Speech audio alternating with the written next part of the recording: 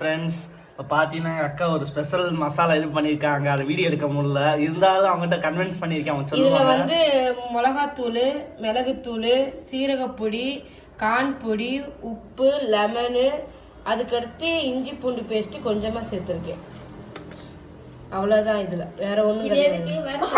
இது ஃப்ரை பண்ண கிரேஸ். அந்த மீனை தூக்கு, அழகா செல்லத்தை தூக்கு, அழகா செல்லத்தை தூக்கு, பரட்டுவோம். இந்த மசால் போதும். இங்கே பாருங்க ஃப்ரெண்ட்ஸ், 160 ரூபா விற்கிது வெங்காயம். பார்த்தீங்களா, மீன் விலையை விட வெங்காயம் விலை அதிகமாக இருக்குது. என்ன செய்ய, கொஞ்ச நாள் பாருங்க எப்படி அப்ளை பண்ணுறாங்கன்னு. மீனுக்கு மசாஜ் பண்ணணும். மீனுக்கு மசாஜ்? ஆமா. இசான் அந்த ஒரு பிளேட் எடு, மசாஜ் பண்ணி ஓரமா படுக்க வைப்போம். இப்போ பார்த்தீங்கன்னா நம்ம வந்து பொடி வந்து எப்பயுமே மீனில் அளவாக தான் தடவணும், இல்லாட்டி வறுக்கும் போது எண்ணெயில் வந்து ரொம்ப பொடி இழுக்கும்.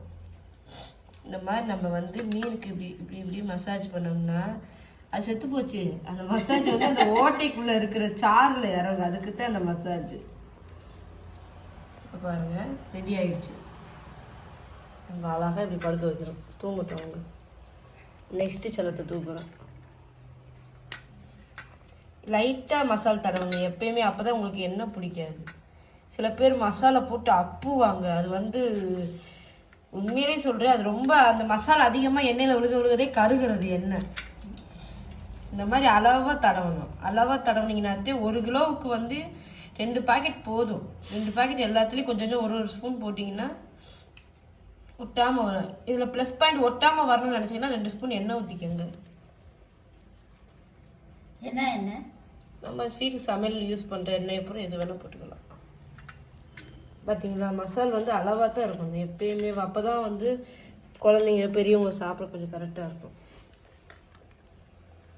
ஆமாம், காரம் அதிகமாக தான் திங்க மாட்டாங்க. காரத்துக்காக இல்லைம்மா, மசாலா அதிகமாக இருக்கும் போது பார்த்தீங்கன்னா ஃப்ரெண்ட்ஸ், அது வந்து எண்ணெயில் ஒரு மாதிரி கரேன்னு ஆகிடும். அப்போ வந்து ஃப்ரை பண்ணும்போது ஒரு கருகல் வாடை அடிக்கும். நேற்றே நாங்கள் எங்கள் அப்பா வீட்டில் போய் சமைக்கும் போது அப்படி தான் ஆச்சு. அங்கேயே இருக்கு. அது நாங்கள் சமைச்சது விறகடுப்பு, ரொம்ப நாள் அது தச்சு விட்டுருச்சு எனக்கு. பட் நானும் விறகடுப்பு நல்லா சமைப்பேன். இன்னைக்கு என் தம்பிக்கு பிடிச்ச மீன் நான் எடுத்திருக்கேன். அவனுக்கு இது ரொம்ப நாள் ஆசை. கொஞ்சம் ரொம்ப நாள் ஆசை என் தம்பிக்கு இந்த மீன் வாங்கணும்னு. அப்படியே கடையில் பெட்டமும் சொல்றாரு, லட்டு மாதிரி வருது அவர் சொல்றாரு. லட்டு மாதிரி. இந்த வாட்டி அந்த மீன் வெட்டுற வீடியோ எடுக்கலாம் மறந்து செல்லவர வச்சுட்டு போயிட்டோம். அடுத்த வாட்டி நாங்க மீன் அதை வெட்டும் போது அந்த கம்பத்துல பாத்தீங்கன்னா கடல்ல கிடைக்காத மீன் கூட இங்க கிடைக்குதுன்றாங்க. அது உண்மையா பொய்யான்னு தெரியல. நெக்ஸ்ட் டைம் நான் எடுத்தேன்னா கண்டிப்பா என் தம்பியை கூப்பிட்டு போறேன். அப்ப வீடியோ எடுத்து போட்டு விட்டு நம்ம வியூஸ் எல்லாம் பாக்கட்டும்டா. இந்த மீன் வந்து எங்க ஊர்ல 165. உங்க ஊர்ல என்ன அமௌண்ட்னு சொல்லி கமெண்ட் பண்ணுங்க ஃப்ரெண்ட்ஸ். ஆனால் நாங்கள் வெட்டி வாங்கிட்டு வந்து ஃப்ரெஷ் மீன் வெட்டும் போதே பிளட்டு வந்துச்சு. அப்பயே தெரிஞ்சு வந்து, ஏன்னா நம்ம ஃப்ரெஷ் மீன் வாங்காதே அந்த பிளட்டெல்லாம் வரும். ஃப்ரீசரில் வச்சு எடுத்தாலும் 1 நாள் ஆனாலும் அது ஃப்ரெஷ்ஷாக தான் இருக்குன்றாங்க.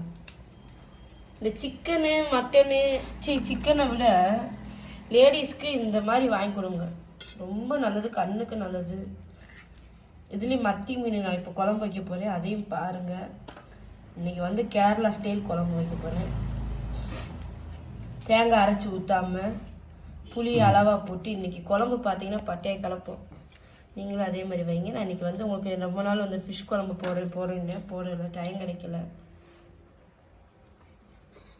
வீட்டில் 2 பசங்க இருக்காங்க, அவங்களுக்கு வேலை செய்ய கரெக்டாக இருக்குது.